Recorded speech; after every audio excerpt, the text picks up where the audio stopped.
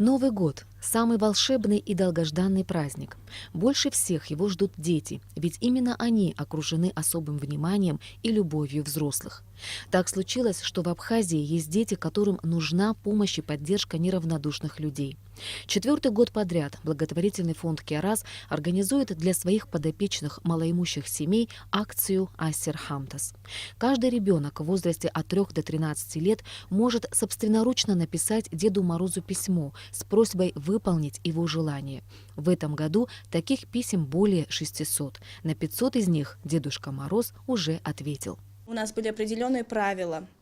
Мы, когда обзванивали семьи, мы говорили о том, что нельзя будет просить бытовую технику, там, телевизоры, планшеты, телефоны и велосипеды для взрослых, чтобы не было тех просьб, которые были не разрешены. До 10 числа мы собирали письма, ну и по сей день их собираем, а потом уже после 10 числа стали приходить люди, которые брали эти письма. На данный момент зафиксированных писем 626, но есть еще те письма, которые мы не фиксируем. Мы фиксируем письма с 3 до 13 лет.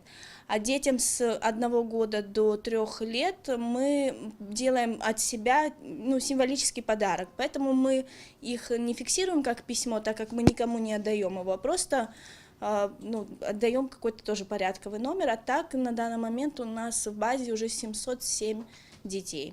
Мы прочитали несколько писем. Невозможно представить себе, что в нашей стране есть дети, которые просят в качестве подарка на Новый год нижнее белье, теплые свитера, калоши и учебники. Но такие дети есть. Главная цель акции – подарить детям веру в чудо и показать им, что желания могут и будут исполняться.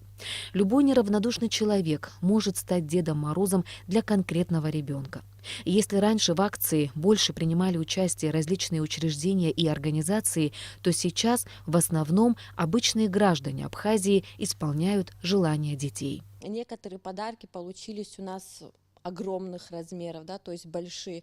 Чьи-то подарки получились маленькие. Это все зависит не от того, что наша организация кого-то любит меньше или кого-то больше, а просто за счет того, что люди, которые приходят и забирают эти письма, их финансовое положение тоже не всегда одинаковое, да. Наши подопечные должны понимать, что все эти подарки, которые их дети получат в новом году, все это сделали обычные, простые люди.